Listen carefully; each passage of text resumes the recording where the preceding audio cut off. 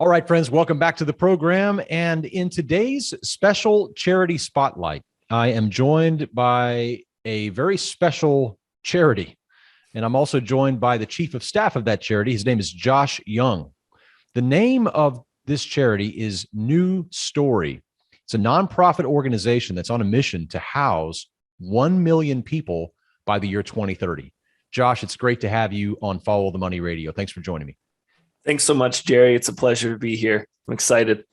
Well, it's an amazing work that you guys are doing. I learned about your mission just probably about 2 months ago, and I've been following it with a lot of interest. And you guys are doing some amazing things over at New Story. Before we get into that, because you guys have done a lot of really interesting things with 3D printing and Bitcoin mortgages and all of this, but specifically, why don't you tell us a little bit about yourself to start and how you cross paths with New Story? Yeah, for sure. So New Story, just a quick background. I'll start with a quick background on me. I was introduced to New Story at a kind of pivotal time in my life. I'm an athlete by trade, football and wrestled in college, double majored in business. And then I went on to investment banking, kind of just the next step. And then I pivoted really hard into politics. I ran a successful political campaign and then applied to Harvard grad school. And I got accepted and met Brett Hagler at New Story Charity. And it was just kind of like a combination of me moving on to the next stage and the New Story also about to expand. We really hit it off, and he decided to invent this role for me, chief of staff. We kind of both took a risk on each other right in the start of the pandemic. So I met Brett in New Story's office the last day of them having time in office. So in March, a Friday, it was their last day in office. I flew down, met with Brett. And yeah, we both kind of took a risk on each other. I ended up declining my acceptance to Harvard. And their board decided they were going to do a hiring freeze. He convinced them to open that up to hire me. And it's been an awesome journey ever since. That was about 2 years ago. And New Story, the reason I was so compelled to join is, and I'm going to brag on us a little bit, we're really an awesome nonprofit. We're structured differently than most nonprofits in the way that we operate with 100% transparency. Donors know exactly where their money is going. And that kind of thought process got us accepted into Y Combinator, which is truly the premier startup accelerator in the world. They produce companies like Airbnb and Coinbase, DoorDash, a long list of for-profit companies you've probably heard of. And we were one of the first nonprofits to ever be accepted and graduate from Y Combinator. And we were held to all the same standards as our for-profit counterparts, our for-profit startup counterparts. And that really elevated us to think and operate differently and look for innovation in what we do. So the problem of homelessness, there are 1.6 billion people currently homeless in the world, and the UN estimates that number to grow to 3 billion by 2030. So clearly current housing solutions aren't enough to keep up with the problem, let alone decrease that total number. So we realized we needed to go about different housing solutions, ways to increase the speed of construction, decrease the cost of housing, and all while maintaining or even increasing the quality of homes being built. You really picked a fine time to try to get housing costs down. Let's hear about now. But you're using 3D printed homes, and I saw on your website that you're building homes for individuals or multi-generational homes for $6,000 because of your innovations and partnerships that you have. You have partnerships with local governments, housing developers, and other nonprofits. Yeah. So you guys are really doing something special here. Why are there 1.3 billion people homeless? What is driving this? Is it all the migration? Is it all of the wars that we've had over the last? Is it all war torn situations and refugee situations? What's driving the homelessness situation globally? Yeah, 1.6 billion people currently homeless, and there's a wide range of reasons as to why. Mm-hmm. In the US, it's different than in Latin America, where we focus, and Haiti. Mm-hmm. A lot of the reason people are still homeless is, one, natural disasters that the government doesn't help prioritize people getting back into safe housing. Sure. So really, in the places we work, the main reason is lack of access. And like you mentioned, 3D printing is one of the avenues we're using, and it's easily the flashiest and like sexiest innovation that we've pioneered so far. And but it's not the only one we're using. We're doing a lot of different things to really bring the total cost of making homes easily affordable for families, and doing that work quicker. So that's kind of our focus, the focus on providing access to housing. So making sure there are enough homes that people can afford in their area. Okay, so News Story works. What countries are you working in currently? You mentioned Latin America. Yeah. What countries down there? Mexico, Haiti, and El Salvador. Aha, yeah, in El Yep. Salvador. Yep. And then you also mentioned, as you mentioned, Haiti as well. Mm-hmm. Now, El Salvador was an interesting case study for me because when I saw that, that's where you're rolling out the Bitcoin mortgages and Yeah, that's using the right. Bitcoin Lightning Network. Explain to our audience how you're using or leveraging Bitcoin, because the 3D printing technology makes sense. What you're doing is Yep. you're using 3D printing technology to create these cheaper houses, and it's an awesome, it's an awesome innovation. Yeah. How is Bitcoin and these Bitcoin mortgages, how is that working with your strategy? How are you using them? Yeah. So honestly, ever since I started working on News Story, and a lot of my teammates are very similar, we're obsessed with trying to solve global homelessness. So we see things in the news and it makes us think, how can this impact families in the way of providing more homes? And when just this past last summer, we saw in the news Bitcoin Beach and their Bitcoin based economy. And immediately, like, I started thinking, wow, this could really provide access to wealth for families that they never seen before. And started researching. Nearly 80%, so over 70% of people in El Salvador are unbanked. So that means they don't have access to any credit. They can't get loans, even if they wanted to. They've been taken advantage of by banks for decades. So most of them don't want to use banks. The ones that do, it's not uncommon to see a 100% interest rate, which is just absurd. Like, you try to ask families how they would go about getting a long-term loan, and they think about it, and then they end up with the conclusion like, yeah, it just wouldn't have been possible. On top of it being unaffordable, they have to take a bus 2 hours one way, sometimes wait in line, can't even do it, but when they can, and then they have to take that same bus back another 2 hours, basically taking a full day off of work, to accommodate being able to pay their loan. And then if that's not the case, then the bank is charging someone or paying someone to go collect payments in their area, which just drives up the operational costs of the loan even more, which increases the interest rate.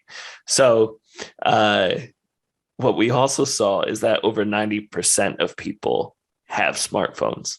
So most people don't have bank accounts, but most people do have smartphones.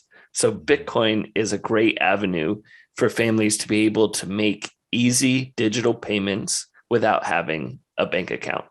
Like the way you and I will pay a phone bill, we could sit on a couch and do it super easily with a bank wire, or they just don't have access to anything like that.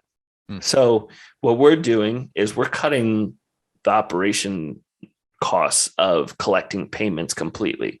And now we're also adding transparency to the payments families are making. So before it's all pen and paper, they can easily be taken advantage of, you just trusting that someone wrote down that you gave them money. And now it's tracked on the blockchain.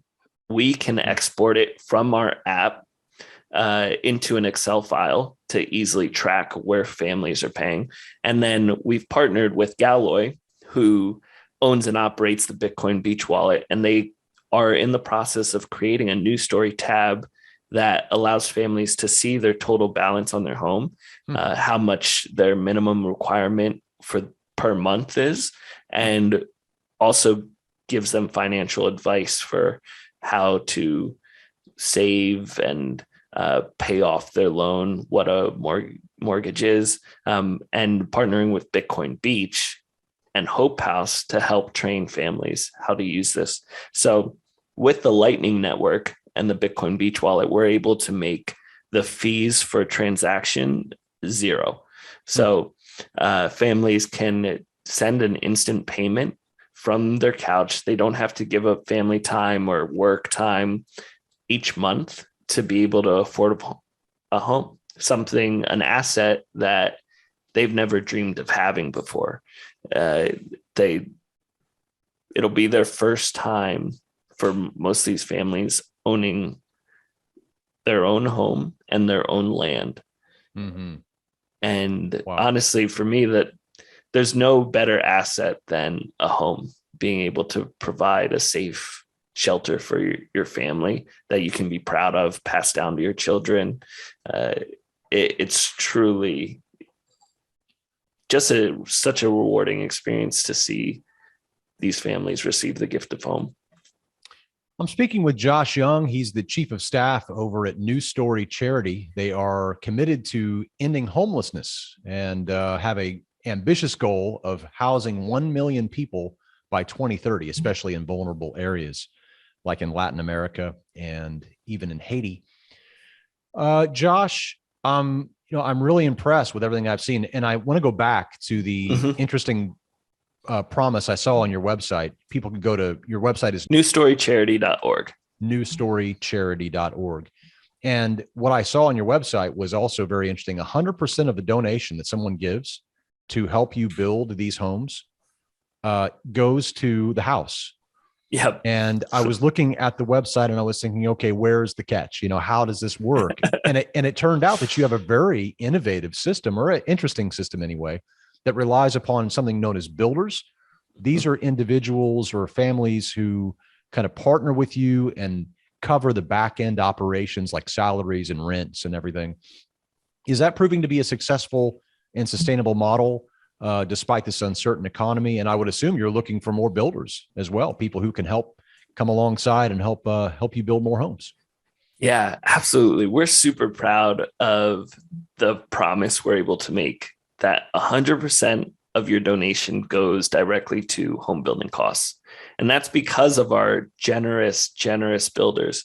We call them builders, but they're really wealthy families or individuals who believe in the work that we're doing and and believe in the people we're hiring too. So these people, these families fund all of our operations expenses. So my salary, if we host an event, they pay for that food. An innovation we want to try, they'll pay for that.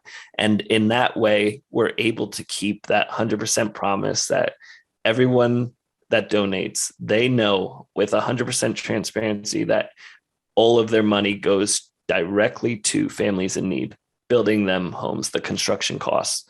So even in these uncertain times, we've been super blessed to have just very generous supporters. And these families are truly partners in our work. So we lean on them for more than just their treasure, right? We lean on them for advice. A lot of them are CEOs of their own company. They own their own businesses. They're out there doing things that we're aspiring to do, or they've built businesses bigger than where we're currently at. And they have been able to donate more than just their money. And we really make this network a very awesome experience for them. We connect our builders. Right now, it's about 60 families, 60 individuals who give, the minimum is $50,000 a year, and they sign 3-year pledges. So that helps us plan out future hires, determine what our events for the year will be, all while being able to generate donations for the actual home construction costs. So having this group of families, of people to support our work has been phenomenal. And it allows us to operate completely transparently. So a typical nonprofit, 70% of the donation goes to operations expenses. And for us, we can say that none of your donation goes to operations, which has been really cool. We feel like that resonates with a lot of people who want to know what's actually being done with their money. And we have actually in 2 separate bank accounts where this money is held. So one is from donations that go directly to home building costs, and the other is from the builders for our operations. That's really great. Newstorycharity.org. You can find out more pioneering solutions to end global homelessness. You've already built, or you've already funded more than 2,300 homes, but you've got quite a far way to go of 1 million by 2030. How do you envision getting there, and what countries are you most focused on? Is it going to expand from Mexico and El Salvador and Haiti, or do you have your hands full there and expect the majority of the homes to be built in those countries? Yeah, the majority of the homes we do expect to be built in these countries, in Mexico in particular. So our target range is at the bottom base of the pyramid, but between $10 and $15 a day per family, who live in what the UN categorizes as inadequate shelter. That means they dirt floors, tin roofs, tarp walls, things like that. There are 19 million people living in that target range with an income who live homeless or in inadequate shelter in Mexico alone. So 19 million in Mexico. In Mexico alone with an income. So $10 to $15 today isn't a lie. It's poverty, but you're getting paid, right? And you can't afford a home because there's not enough access. So that's our target. The need is there, as well as definitely a will to, and an avenue to secure wealth, or an income. And then we've seen in our communities, after families receive a home, there's a 63% increase on average for income. So once families can dream beyond where their family is going to sleep at night, where their next meal is, we call this survival mode living. Once they can aspire in their career, in their schooling, all the other ways that people can dream open up to them. Because right now their dream is just to be able to survive and provide for their family an avenue to survive, to sleep at night. So the income increase is just one metric that we check that sees how much a benefit having a home actually has. Josh, I really appreciate your time today. And I love the fact that you have a faith in Christ that drives you and motivates you. And I'm still stuck on what you said at the beginning about how you gave up your Harvard, acceptance Yeah. to go down this road. And Yep. I can only imagine that it's been super satisfying for you and your faith. Yeah. In our final moments, would you share a little bit about how your faith impacts your work? For sure. My faith impacts every aspect of my life. So the reason I was drawn to News Story for a lot of reasons, but I was also in a unique position in my faith journey where I was really open to wherever God was leading me. And he led me to News Story, and I was so moved right at the start of the pandemic too, which first time in my lifetime, and hopefully the last, where something has affected the world so deeply. The chaos surrounding was enormous, but that also opened a unique opportunity people had to lead and to love. And I didn't want to be on the sidelines in grad school. I wanted to be in the real world doing impactful work that really mattered. News Story had that in spades. So impactful work that mattered, and also a pursuit of absolute excellence. Like I mentioned before, we were Y Combinator graduate, same platform as many tech startups that achieve and aim for excellence. And me in my personal life, I want to aim for the highest bar. A lot of nonprofits, it just doesn't, you don't aim for that top bar. So seeing that was super impactful as well. And then with joining News Story, seeing how people live internationally, it was my first time going international or even thinking internationally.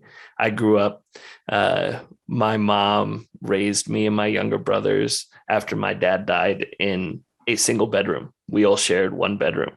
And just that allowed us to know we had a safe place to be at night. We could focus on school and sports. My brothers got our Ivy League undergrads, and I got accepted to an Ivy League grad school. That would have never happened if we had to stop playing sports and get a job. And if we were sleeping out of our car, there's so many different things that went into us being able to focus on our dreams and pursue our dreams that families just don't have access to internationally. Seeing still the joy and the generosity of the families that we're helping to serve and the families that benefit from our homes was just a huge eye opener, that even without the access and the things we have in the US, that they are just so loving and generous is just really powerful. And then now seeing them receive home and then you can see it in their heads. They have a different mindset. They're able to dream and truly be what God has made them to be. And yeah, I wouldn't trade this work for anything. I think home is the biggest asset someone can have. It's really powerful to be able to own, and even like they pay for it. They have, we do this LPD, what we call a lean participatory design, where families have a say in how their home and how their community is made. So they're super proud of their home. They're super proud that they paid for it. It's just full of dignity and respect, which is how God intends us to treat everyone. So it's just been a really powerful just example of God's love and putting me in position to kind of resemble his work. Certainly, housing people, putting people in homes, helping the homeless. It just doesn't get any better. I mean, that is powerful, Josh. And I'm so grateful to have you on. If folks are interested in donating to New Story Charity, they can get the bold promise that I saw on the website. 100% of the donation goes right to the building of a home. None of it goes to back end operations because of your builders. If folks are interested in donating, I guess the best thing to do is just go to the website, newstorycharity.org.